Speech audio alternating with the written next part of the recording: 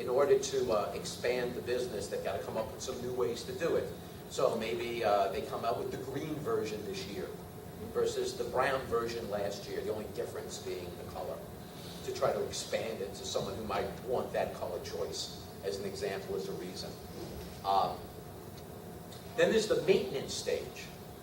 In the maintenance stage, you have some distribution, you have people using it, you have vendors that are out promoting it, but things have to be maintained. Websites have to be maintained. Computers have to be maintained.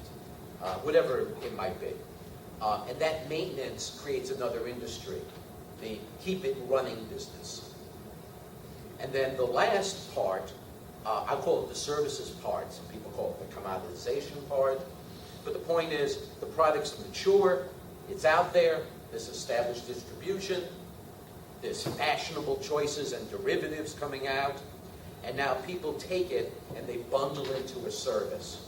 So rather than buying a computer as an example, I'll sell you a computer $1 a week for the rest of your life. Usually there's some kind of financing choice to it, or it becomes packaged in a different way. So you get your telephone service, I'll give you the tablet. It's tied to a service. It's tied to some annuity type income. So those stages go in with every wave, and they take about 5 years for every one of those stages. And they become very important to know which tech wave to jump onto and how. So, being that this has occurred, and if we go back to really the roots of the microcomputer business, just as a starting point, we can go back further to minis and mainframes. We're talking like about 7 waves that have occurred since 1980. So you had your PC wave, and you had your multimedia wave, and your desktop publishing wave, and your internet wave, you know, etc. And there's about 7 of them that really comprise the bulk of distribution. So it begs the question, that's nice to know, and it's good background information, but did these waves give us anything other than more waves? Or faster waves? Did we really get anything out of this? Because obviously the products we made before, we might not even be using, because we have new products. And I would tell you, yes, they did. What they gave us, I would call were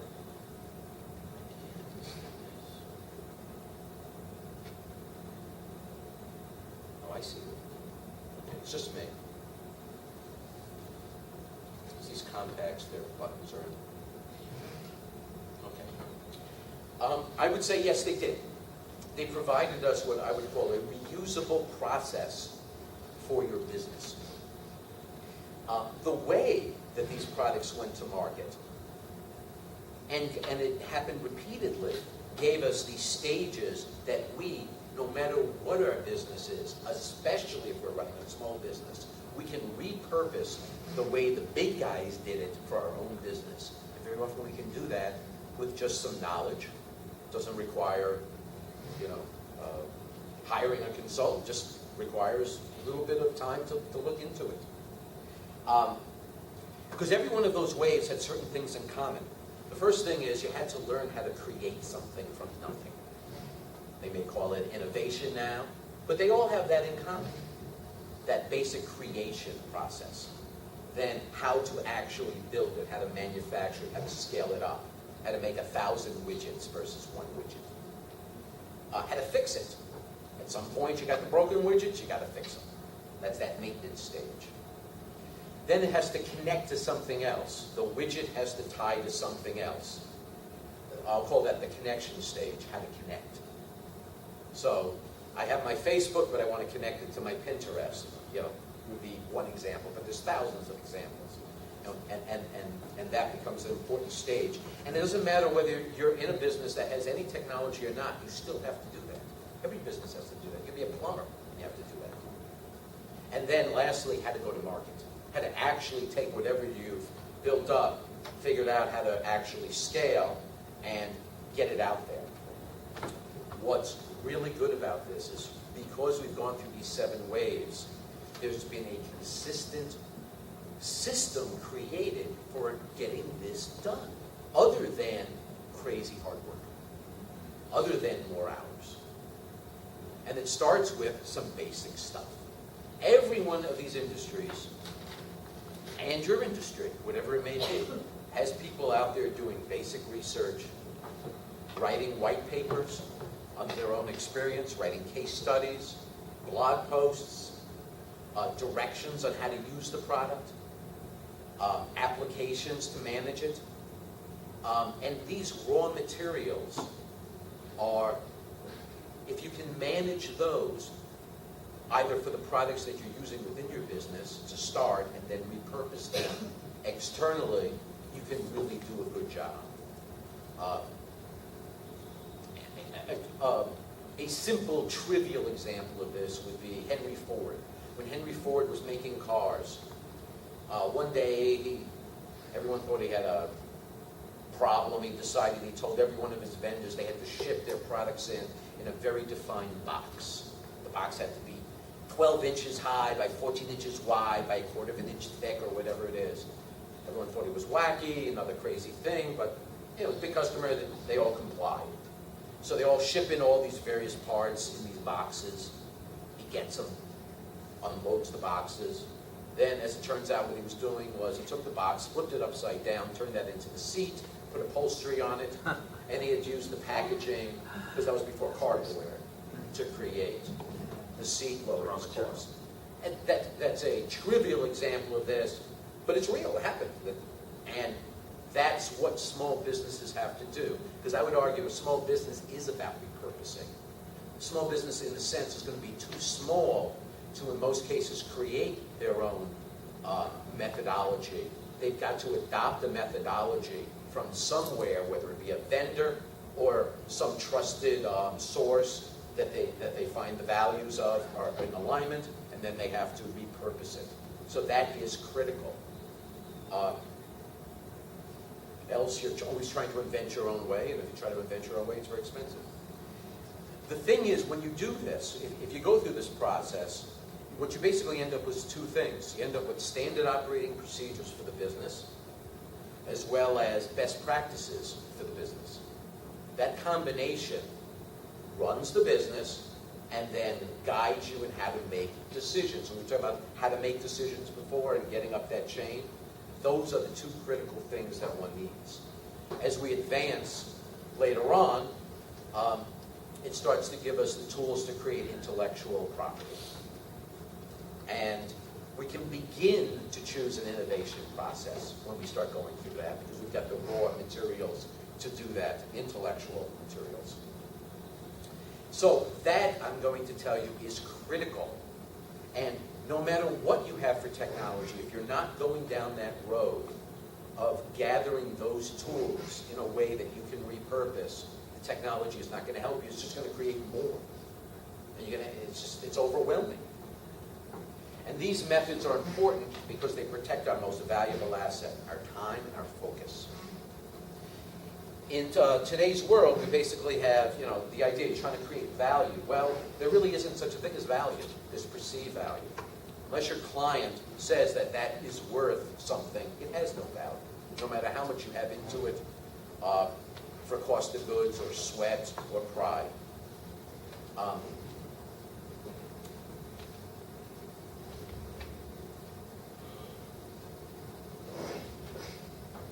What I wanted to do is talk about, we talked about those points that we talked about before, advancing professionally, building brand, launching a startup, time for what matters, health and fitness, goals and motivation. I didn't mention that, but that's an important personal one.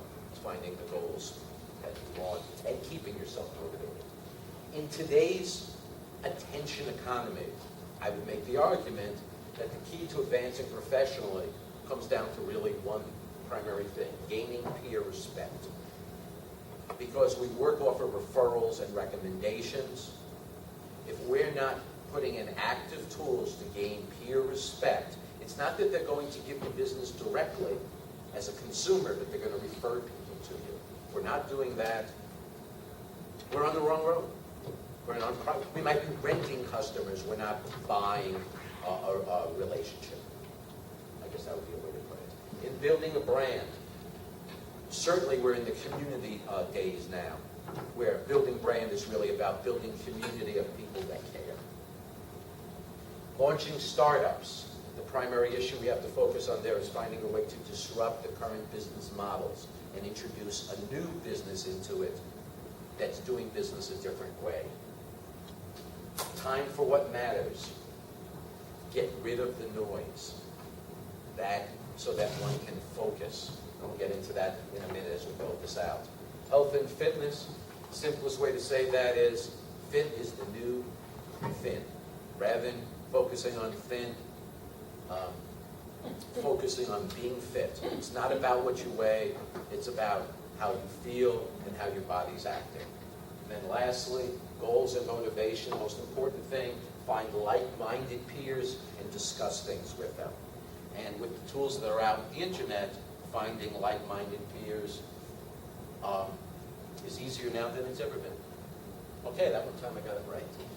So we did a little bit of a deep dive. Let's go one step deeper. Advancing professional, we said we want peer respect. We're really in a world now, it's publish or perish. It used to be just academics that the focus on publishing. But now it's really any business. You've got to get your message out, or someone else will. They then own the intellectual high ground. They get the business ultimately. It may take a little time, but they will get there unless you're doing that. So the keys there are having technology, reporting systems, where you're owning the status of things, or you've outsourced it completely. There's really not a middle ground. You're either taking ownership of that message, providing status both internally in your organization and externally to your customers, so you're irreplaceable and you're considered an artist at what you do, or you should be outsourcing that function entirely and focusing on your core competence. Building the brand. We're trying to build a community. We've got to find a way to promote the community values, and that generally means creating a virtual team internally so that you're not just working with people in one location. You may be working with people across the country or the world, but you're working probably virtually. Might be a webinar, might be Skype, lots of different ways to do it, but the idea is we're working with the luxury of being able to work anywhere and empowering your fans to help your brand. Someone came into my showroom recently, and LiberTex, our logo is the Statue of Liberty, and they came in with a Statue of Liberty shirt, and they were so proud. And I just happened to be walking in at the time, and I didn't get a chance to take their picture and put it up on the Facebook and the Pinterest. I did take an opportunity to thank them, and I can tell they were really happy to do that. I was happy they did it. But you have to go that extra bit and empower them so that they get positive feedback when they are good fans, so to speak, and you help them to be a fan. For launching the startups and being disruptive, we're trying to change the status quo, and the two big issues that are helping us now are Kickstarter, the ability to raise money outside of the traditional finance system, and cloud services. Cloud services are very disruptive because if you're a startup, we can forego much of the infrastructure that might be required. Just think about countries in Africa who are going right to mobile phones and never had landlines, just as an illustration. They don't have that infrastructure. They're not going to need the infrastructure. They're going to go with towers instead. Let's focus on time for what matters. We talked about reducing the noise. The reason we want to do that is we need the ability to focus. That is the most valuable thing that we have now. It's not time anymore. It's focus, because we have so many distractions and we're in this attention economy. We're trying to keep and gather attention is so difficult. Key there, reduce the traffic on your network. Find a way to simply get rid of spam, get rid of crap, get rid of anything that is away from your primary goals that you've decided. And technology is really good for that. Firewalls and filters, a lot of good ways to do that. It's a good use of that. Also, improving the network speed. When we improve the network speed by getting rid of the noise, the work we do is faster. We can do a higher level of work. We can Skype more. We can do more webinars. We can leverage the technology because we've gotten rid of the speed. The benefit of those things is we're also going to be able to lengthen relevance. We're going to be able to lengthen the time period of spending time with the audience. One of the best things I really like about the smAlbany event is that we've systematically through the years been able to build it so that the average time that people spend keeps growing. So now it's closer to spending 4 hours than a few years ago where it might be spending 2 hours. That's really critical to be able to lengthen that time. And the tools that we really want to focus on there are A/B testing, the idea that we can have 2 different objects and get feedback. Do people really like the red? Do they like the blue? And be able to get that level of testing. By the way, I keep an A/B testing of the smallest A/B decisions I personally make in the day, my daily activities on my Pinterest page. So in addition to the smAlbany resources, you might want to look at some of those A/B tests. And the more you can make them smaller and smaller for not only yourself, your family, but also your clients, the more you're going to be able to lengthen the feeling of relevance. And improving the takeaways, making it so that people, when they engage with you, feel like they're getting something more. It's not the biggest something more, but it's a something more. And I'll pass these out. There's a nice, there's a smAlbany decal. You might enjoy that. Put it on your window, your door. But it's a takeaway. And being able to create, even if it's a digital takeaway that you can deliver. Someone sends you an email, and you send them back a white paper, as an example. That is where we wanted to go. Improving the takeaway. Those activities help us get more time for what matters. Health and fitness. We talked about fitness being the new fin. We want to get the energy to change. And really it comes down to choosing what life you want and finding a way to feed your self-love.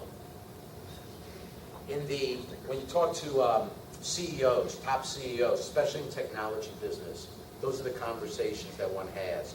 I was in a luncheon with a venture capital firm in New York City with some of the CEOs there, and one of the CEOs there was from Groupon. And that was the thing they're talking about. They're talking about injecting love into peers. And that's the way those kind of companies think. They think, what can I do so that with the least amount of effort on everyone's part, we can impact the most love into your brand and into the relationship, and getting right to it. Because they got a lot to do. I mean, these guys think we have pressure. These guys have pressure. And they've got to get it going quickly. Goals and motivation, discuss with like-minded peers. Really, the key there is learn to network. Like this helps, but I highly recommend everyone stop by the BNI table downstairs. I'm in the group myself. I recommend you visit our group. It's one of the simplest, best ways that anyone can learn to network is to find an organization that formally teaches networking and how to create referrals, whether it be the BNI group or another group. Very important. That'll increase your referrals and, more importantly, your invitations.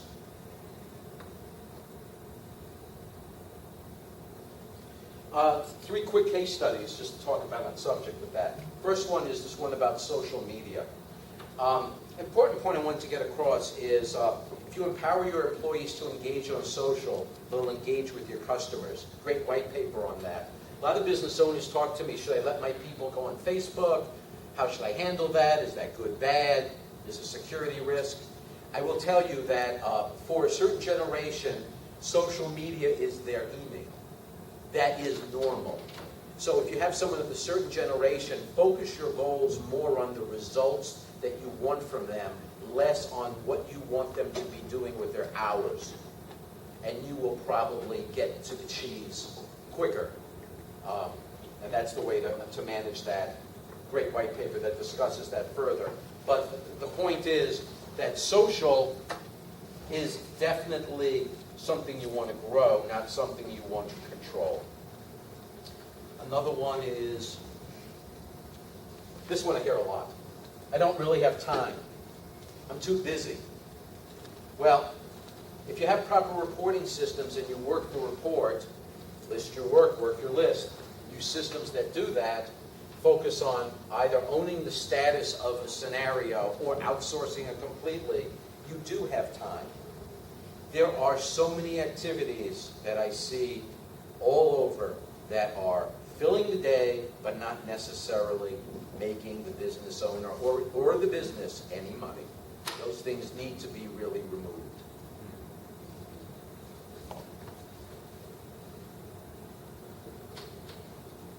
And then this is the last one. Let's talk about the referrals again.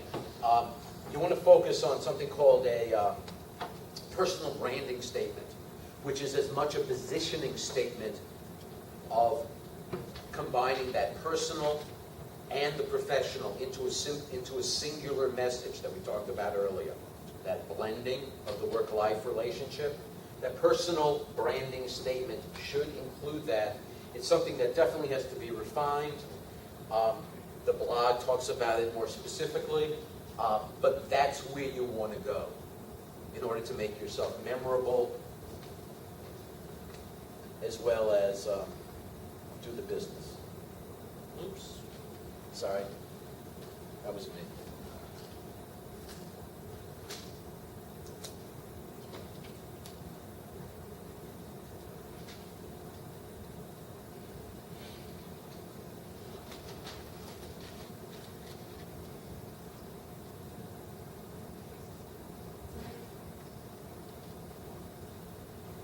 Okay. Take a minute. This is a graphic that just tells you Libertex is our IT service company. The way we help that issue relative to clients is we don't focus on the devices, on the connection. Obviously, we have to manage all that. But our focus is on the individual and empowering their own productivity. And we do that by keeping track of the user's information in a way so that we understand with all their devices how they're all connected, how they're all secure, how their social media connects to all their networks, all their equipment, what are their warranties, the licenses, their applications, and their banking. Think of that as your wallet in a sense. By managing at that level, it doesn't matter where technology goes. We're going to help you manage it, and you're going to be able to manage it also, too, because all these new technologies are still going to use these core parts. So that's where we try to focus on managing. So whether us or yourself or a combo, that's where we would focus more on that than on the system. One of the simplest ways to engage in this conversation is really to have a conversation. I think I brought up a lot of different topics, gave you a lot of things to think about. I have a simple route, and every day I have lunch at the same place. I have lunch at Nosh on Western Avenue. Any one of you, if you'd like to discuss this further, I invite you to lunch. I will pay. Sit down. Have a conversation of what the conversation we had here, how it affects you personally, and I can give you specific recommendations in your specific case, because they're all going to be different. Equipment and all those things think about that much later. You've got to get it so that you're living a life a little bit more if these are issues. There's a question? Just a question. Sure, please. The first question is, you kept making reference to see the case study. Yes. How do we access that? So the simplest way to do that is go to Pinterest.com, whack Libertex. Find the board that says Libertex IT. Find the board that says smAlbany. You're going to see this slide, and you can see the whole presentation right there. A couple of slides I skipped, but that's all right. I think I got the point across. You'll see this slide, the boring one of the computer people sleeping. And the whole presentation's there. And then when you look at the presentation, if you just click in the lower right where the image was, it'll open it up. So go to Liberty. Go to Pinterest. Pinterest, Pinter.com. Whack Libertex. I'll post this a few other places because we'll have some smAlbany slides. But I just did that just so you'd have it. It's there already. I did it last time. And the second question was, you talked about personal brands. Yeah, absolutely. Combining. Can you just share yours?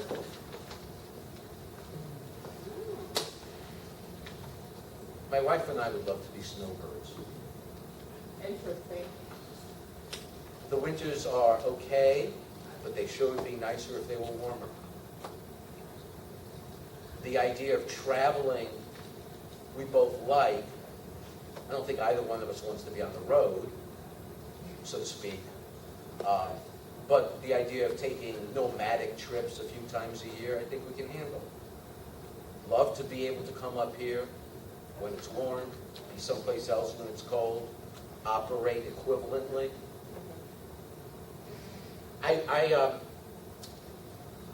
About 15 years ago, maybe 10, I can't remember. It was 10 to 15 years ago, I said I wanted to be more portable. I really didn't even know what that meant. But then all these things came on, go to meeting and all that. So all these tools came out. But there's a difference between having the tools and really being able to conduct business anywhere. That's right. Okay? And that's really the challenge. So that you don't have problems like, I read my email here, and then I go home, and I don't have my email. Those kind of things. You want to have a seamless thing so that you can do business equivalently anywhere. And that's a goal of myself. That's what I try to inject in my clients. And then also to be able to say, well, I can do business anywhere, but I'm choosing not to do business now. Okay. Very, very Boundaries. Clear boundaries. Very clear boundaries. These are goals that are important to me, and I'm projecting them. I'm on vacation. I'm taking care of this personal thing. And people who are good clients should say, that's good. I don't want to talk to you. I want to talk to you after you come back because I know you're fresh, because we've got out of this urgency.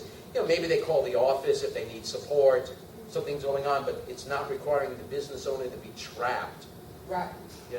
I've had people say to me, I love, oh, you're president of the company, I'll definitely call you if I need help. You hear that. I'm sure you hear that a lot, right? I think to myself, personally, if I need service, I don't want to have to call the president of the company. I want to call the lowest person on the totem pole.